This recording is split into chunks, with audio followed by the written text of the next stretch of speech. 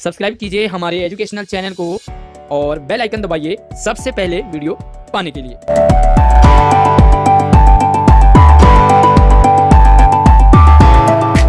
प्यारे बच्चों, हमारे एजुकेशनल चैनल की तरफ से आप सभी को with family happy new year, नए साल की बहुत बहुत शुभकामनाएं। यही संदेश लेके आया हूं मैं आपके लिए, आपका आशीष सर। वर्कशीट नंबर 74 के साथ पाठ चल रहा हमारा कृतिका में साना साना हाथ जोड़ी। इस पाठ का तीसरा भाग हम आज की वीडियो में पढ़ने और समझने वाले हैं। साथ ही अगर आपने पहाड़ी वादियों में कभी सफ़र नहीं किया है तो आज की वीडियो में आपको पहाड़ी वादियों के दर्शन मैं कराने वाला हूं, क्योंकि मैं खुद हूं उत्तराखंड के पहाड़ी वादियों का। स्वागत है हमारे ऑनलाइन क्लास में। मैं हूं आपका आशीष सर। तो चलिए वीडियो को लाइक कर दीजिए और अपने सभी दोस्तों को भी आपने इसे जरूर शेयर करना है। तो प्यारे बच्चों, ये पाठ हमारा है साना साना हाथ जोड़ी, यानी कि छोटे छोटे हाथ जोड़कर।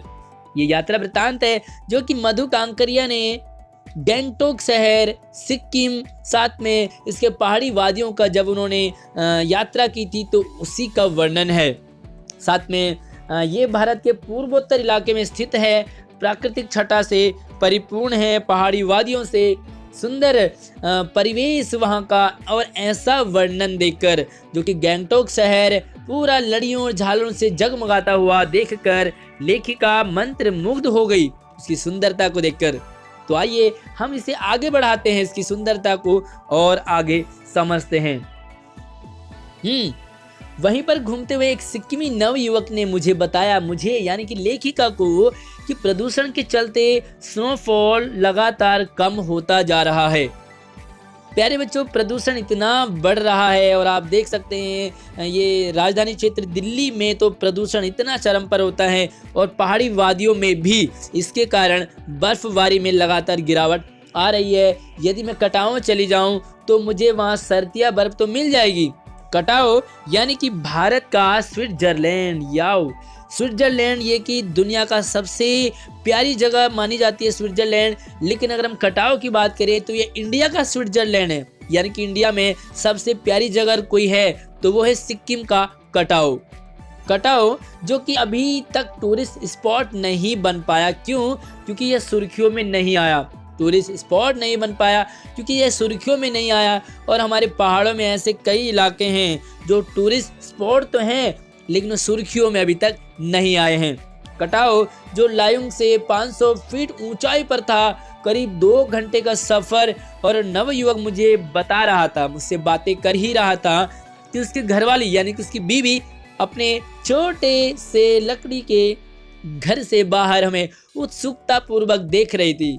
तभी गाय ने आकर बाहर थैले में रखा हुआ महुआ गुड़ुप लिया, यानी कि खा लिया, और मीठी सी झिड़कियां दे करके, मीठी सी डांट से उसने गाय को वहीं से भगा दिया। तो ये पहाड़ी इलाकों में पहाड़ी लोगों का अंदाज, उम्मीद, आवेश और उत्तेजना के साथ हमारा सफर और आगे बढ़ा कटाओ की ओर। आहा, कटाओ का रास्ता और इतना खतरनाक, और उस पर धुंध और बारिश, सामने कुछ ना दिखे, पूरा कोहरा लगा हो, पहाड़ी वादियां हो, खतरनाक रोड हो, कैसा लगता है, डर लग जाता है।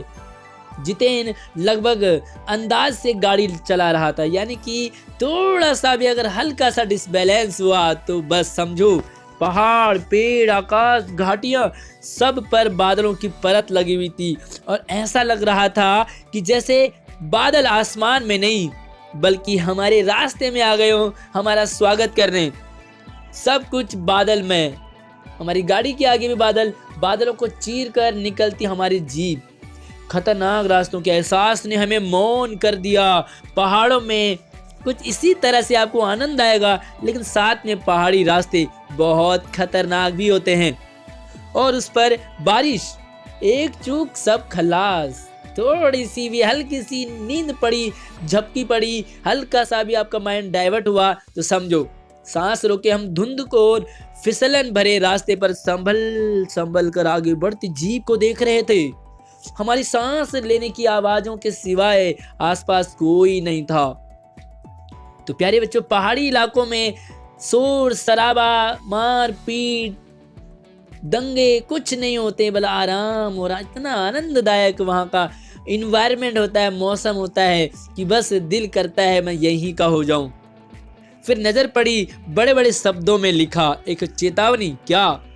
If you are married divorce speed, अगर आप शादीशुदा हैं, अगर आप परिवार वाले हैं, अगर आपके पास बच्चे हैं तो अपनी स्पीड को कम करके रखिए, क्योंकि धीरे चलने में सफर का आनंद है।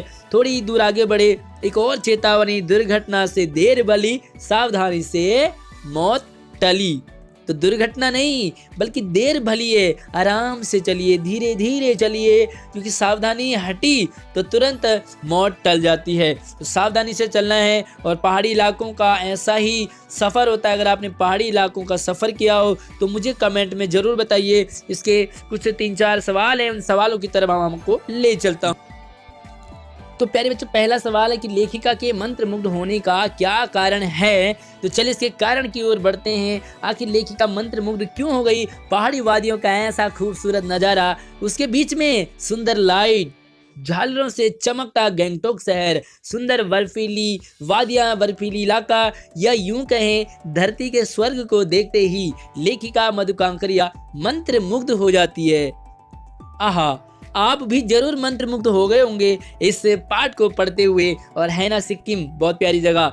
दूसरा सवाल है, किस कारण से स्नोफॉल में लगातार कमी आ रही है, गिरावट आ रही है? तो चलिए, स्नोफॉल में अगर अंतर देखा जाए तो लगभग गिरावट आ रही है। पहले पहाड़ी इलाकों में बहुत ज़्यादा बर्फबारी देखने को मिलती थी, लेकिन आज लगातार प्रदूषण के स्तर में बढ़ोतरी के कारण बर्फबारी में गिरावट आ रही है, बर्फबारी कम हो रही है। तो ये है प्रदूषण का कारण। प्रदूषण के कारण तो प्यारे बच्चों, प्रदूषण से बहुत सारी प्रॉब्लम होती है। 1-2 प्रॉब्लम हमें कमेंट में जरूर बताना कि आपको क्या लगता है प्रदूषण के कारण। तो चलिए हम आगे बढ़ते हैं अगले सवाल की तरफ, जो रहेगा तीसरा। कटाव अभी तक सुर्खियों में क्यों नहीं आया? तो आखिर कटाव जो इतनी सुंदर जगह है, धरती का स्वर्ग है, और साथ में ये कहें कि भारत का स्विट्जरलैंड है, तो ये सुर्खियों में ना आने का कारण देखिए, अभी तक कटाव सुर्खियों में ना आने का सबसे बड़ा कारण है कि यह स्थान टूरिस्ट स्पॉट नहीं बन पाया। कटाव इतनी सुंदर जगह है कि इसे भारत का स्विट्जरलैंड नाम दे दिया गया है, फिर भी इसे टूरिस्ट स्पॉट ना बनाने का कारण आज तक मुझे तो समझ में नहीं आया, बिल्कुल भी नहीं आया। आपको समझ में आया हो तो जरूर मुझे भी बताना। अगला सवाल है, सिक्किमी नवयुवक ने लेखिका को कटाव के बारे में क्या बताया? तो चलिए हम बढ़ते हैं इसके चौथे सवाल की तरफ। सिक्किमी नवयुवक ने लेखिका को स्नोफॉल में गिरावट आने का कारण बताया तथा कटाव के टूरिस्ट स्पॉट न बनने के कारण सुर्खियों में न आने की बात बताई। साथ ही कटाव की दिव्य प्राकृतिक सुंदरता के बारे में नई नई बातें बताई। तो ये है आपके लिए चौथा सवाल। पांचवें सवाल की तरफ बढ़ते हैं। बड़े बड़े शब्दों में चेतावनी क्या संदेश दे रही थी?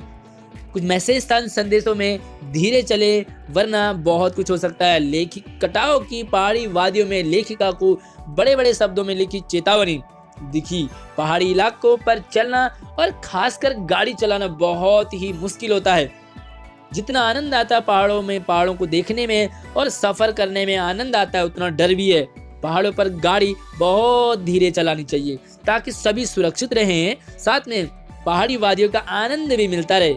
प्यारे बच्चों, अगर जल्दी जल्दी में हमने गाड़ी को भगाया तो मजा क्या आया, पहाड़ तुम देख ही नहीं पाए। इसीलिए इस तरह की चेतावनी पहाड़ी इलाकों में बहुत देखने को मिलती है। सावधानी से मौत टली, दुर्घटना से मौत टली। तो चलिए गतिविधि है सबसे लास्ट कि इस पाठ को पढ़कर सिक्किम के बारे में आपने क्या क्या जाना, अपने शब्दों में आपने लिखना है। तो प्यारे बच्चों, ये आपने अपने शब्दों में लिखना है, लेकिन थोड़े से मेरे भी शब्द हैं, आप इनसे हिंट्स ले सकते हैं। गतिविधि, इस पाठ को पढ़कर सिक्किम के बारे में मुझे नई नई बातें जानने को, समझने को मिली। साथ ही पहाड़ी वादियों की खूबसूरती, उसके साथ प्रदूषण के बढ़ने के कारण बर्फबारी में कमी का आना कई हद तक भविष्य में समस्या पैदा कर सकती है। ये भी मैंने समझा कि अगर इसी तरह प्रदूषण बढ़ता रहा तो ये दुनिया के लिए बहुत नुकसानदायक है। साथ ही मेरा भी मन, आपका भी मन, क्योंकि मैं तो उत्तराखंड में ही रहता हूँ, अगर आपको मेरे घर गांव चलने का दिल करे तो मुझे कमेंट में आप जरूर बता सकते हैं। आपका मन क्या होगा? हिमाचल, उत्तराखंड, सिक्किम जैसे पहाड़ी वादियों में घूमने का जरूर किया होगा। तो ये है एक एक्सपीरियंस जो कि मुझे लगा। अगर आपको कुछ हटके लगा तो कमेंट कीजिए और अपने आंसर में भी ज़रूर ऐड कीजिए। वीडियो पसंद आए तो लाइक कीजिए, हमारे चैनल को सब्सक्राइब जरूर कीजिए, बेल आइकन जरूर प्रेस कीजिए और वीडियो को अपने क्लास ग्रुप में अपने दोस्तों को जरूर शेयर कीजिए। धन्यवाद।